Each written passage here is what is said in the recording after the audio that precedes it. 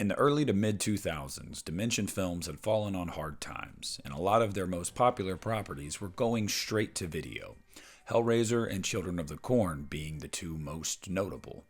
After middling results at the box office for Halloween Resurrection, and even worse results critically, it seemed like Halloween was headed down that path.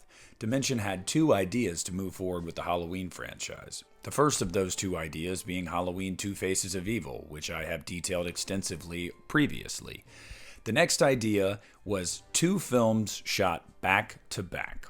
They brought in writer John Sullivan to write both films. The first film was to be titled Halloween Haddonfield, which would have introduced a new character, Jason Loomis, the son of Sam Loomis. That's right, Dr. Loomis. Halloween Haddonfield would have detailed Jason's first encounter with Michael Myers. The idea with the first installment of this planned duology was to give the franchise a reset, while also keeping in canon the events of the previous film. Then there was going to be a follow-up to that film, and that was going to be called Halloween Asylum. Now, interestingly, this movie was talked about in one way or another 3 separate times in a span of 10 years in the Halloween franchise. The first being this one from writer John Sullivan in his planned duology. Now, had the first film, Halloween Haddonfield, happened, this next film, Halloween Asylum, would have taken us back to a familiar stomping grounds, Smith's Grove Sanitarium. Now, the idea for this story was that Jason Loomis would have been taking over at Smith's Grove for his father. Yes, following in his dad's footsteps, literally to a T. But Smith's Grove is different now. It is a high-tech prison. Since Michael Myers escaped all those years ago, they have taken massive security measures to make sure that that would never happen again. There would be a patient at Smith's Grove this time by the name of Richard Raines, a patient that Jason Loomis himself would be looking after, that he felt a responsibility to, almost like the relationship his father had with Michael Myers. One rainy October night, a storm would blow in and would knock out the power to Smith's Grove, and all the patients would be released throughout the sanitarium. Richard Raines believes himself to be the Shape, the next Shape. Is he just deluded? Has the evil passed on? Who's to say? But he made a mask out of bed sheets and sets out to hunt Jason Loomis and any other staff members that get in his way.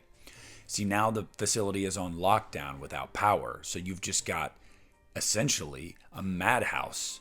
The climax of the film, after Richard Raines has laid waste to a bunch of people throughout the sanitarium, would have been Jason Loomis, a female news reporter, and Richard Raines.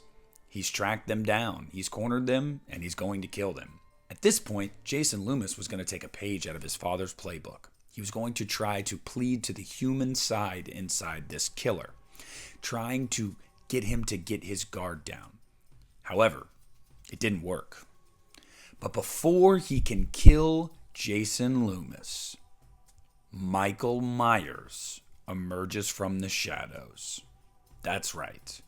The big MM. He shows up at the very end to kill Richard Raines. And even more interestingly, Michael would have then vanished, leaving Jason Loomis and the female survivor alive. And that's how the film would have ended. Now, what's really interesting about this is, of course, another Halloween script that tackled the idea of a copycat killer. But even more so, Michael Myers showing up at the very end of the movie and leaving people alive. Both of those decisions, I would have expected at the time, would have left fans very unhappy. It's out of character for Michael Myers to just walk away from two adults, especially the son of Sam Loomis. It's also out of character for the franchise at the time to have a copycat killer. I don't know if that was the direction they should have gone, and I'm glad that they didn't at the time.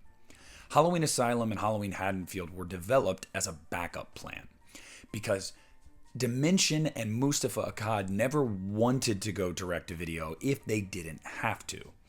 If a theatrical movie couldn't get off the ground, they were going to go to this idea.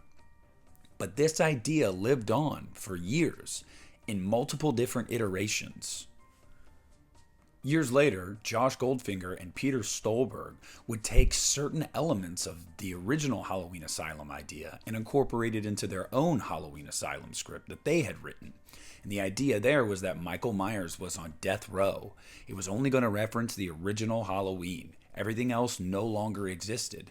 And basically, Michael Myers would wreak havoc throughout Smith's Grove for an entire film. So taking ideas from the original John Sullivan Halloween Asylum, but making it Michael Myers, not a copycat killer this time around. And then even later, when you had Marcus Dunstan and Patrick Melton would take aspects of that Halloween Asylum idea into their idea for Halloween Returns. As we know, Michael Myers being on death row being chief among the things that they decided to incorporate into their script. So a lot of times people will say that Halloween Asylum had 2 different iterations, but in reality it was kind of 3. Halloween Asylum started with John Sullivan's idea that was supposed to be a back-to-back duology that was going to go straight to video.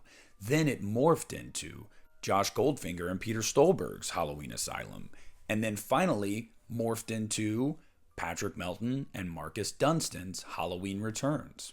As we know, none of these projects got off the ground. But I found this one really interesting because this idea lived on for a decade in different ways. Different versions of it lived on. Clearly, some people behind the scenes really liked this idea. There's aspects of this idea I do like. I do like Loomis's lineage being carried on and his son following in his footsteps. I was never totally against a copycat killer idea. Obviously, I liked Halloween Ends. I like Friday the 13th Part 5. I think it can work when done right. I also think that it taking place in the asylum is something I've always wanted to see. A film set in Smith's Grove. It has always intrigued me. I liked Goldfinger and Stolberg's idea with Asylum of making it just Michael Myers and not a copycat. I think I actually would have liked that more. And I even liked the first act of Halloween Returns idea where he's on death row and breaks out.